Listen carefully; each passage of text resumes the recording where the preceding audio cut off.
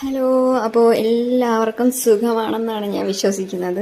ഞാനിന്ന് എൻ്റെ നാത്തൂനെ വിളിക്കാനായിട്ട് പോവുകയാണ്. അപ്പോൾ നമുക്ക് ഇന്നത്തെ വിശേഷങ്ങൾ കണ്ടാലോ. എന്തിനാണ് പ്ലാൻ ചെയ്തിട്ടൊന്നുമില്ല, പക്ഷേ നമ്മൾ പോകണം. ഇതാണ് എൻ്റെ ഔട്ട്ഫിറ്റ് കേട്ടോ. ഇഷ്ടപ്പെട്ടെങ്കിൽ കമൻറ്റ് ചെയ്യണേ. ഇത് ഞാൻ മീഷോയിൽ നിന്നാണ് മേടിച്ചിട്ടുള്ളത്. പിന്നെ നമ്മൾ വീട്ടിൽ നിന്ന് ഇറങ്ങി നാത്തൂനെയും മക്കളെയും പിക്ക് ചെയ്തു.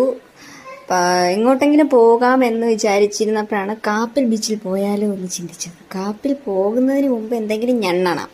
അപ്പോൾ നമ്മൾ ബിരിയാണി കഴിക്കാനായിട്ട് പോയിട്ടുണ്ട്. ഈ ബിരിയാണി കഴിക്കുമ്പോൾ ഏകദേശം ഒരു 4 മണി ആയിട്ടുണ്ട്. ഈ ബിരിയാണി കഴിക്കുമ്പോൾ എന്തായാലും നല്ല അടിപൊളി ബിരിയാണി ആയിരുന്നു.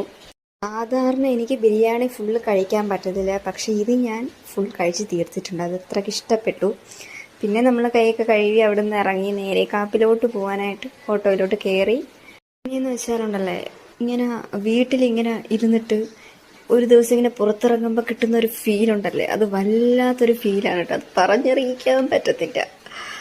എന്തോ നമുക്ക് കുറേ നാളിങ്ങനെ മടിച്ച് വീട്ടിലൊക്കെ ഇരുന്ന് പുറത്തോട്ട് ഇറങ്ങുമ്പോഴത്തേക്ക് എന്തോ ഒരു ഫീൽ പോലെയാണ്. എനിക്കത് ഭയങ്കര ഒരു രസമാണ് കേട്ടോ. എനിക്ക് ഈ പുറത്തോട്ടൊക്കെ ഇറങ്ങി ഒന്ന് ശുദ്ധമായി ശ്വസിക്കാനോ.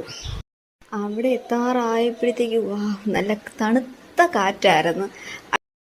അവിടെ ഇറങ്ങി നമ്മൾ കുറച്ച് നേരം മുന്നോട്ട് നടക്കണമല്ലോ. നടന്ന് പയ്യാണ് നടന്നത്. എനിക്ക് ഭയങ്കരമായിട്ട് ഇഷ്ടപ്പെട്ടു കേട്ടോ. നല്ല അടിപൊളി സ്ഥലമാണ്. എൻ്റെ നമുക്ക് കുറച്ച് സമയം ഒന്ന് റിലാക്സ് ആയിട്ട് ഇരിക്കണമെങ്കിൽ നമ്മൾ ഉറപ്പായിട്ടും ബീച്ചിൽ വന്നേ പറ്റൂ. അവിടെ വന്നാലേ നമുക്ക് റിലാക്സ് ആയിട്ട് ഇരിക്കാൻ പറ്റത്തുള്ളൂ. അത് ഞാൻ മനസ്സിലാക്കിയിട്ടുള്ള കാര്യമാണ്. അവിടുത്തെ ആ ശബ്ദവും ആ കാറ്റും നല്ല വെയിലും അടിപൊളിയാ. മനസ്സിനൊന്ന് റീസെറ്റ് ചെയ്യാൻ വേണ്ടിയിട്ട് ഇത്രയും മതി, ഇത് മാത്രം മതി.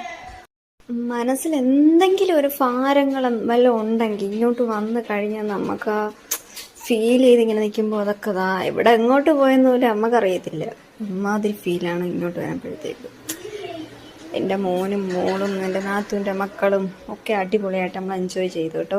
പിന്നെ നമ്മൾ അവിടെ കുറേ നേരം നിന്നിട്ട് നമ്മൾ തിരിച്ച് വീട്ടിലോട്ട് യാത്രയായി. Okay, bye.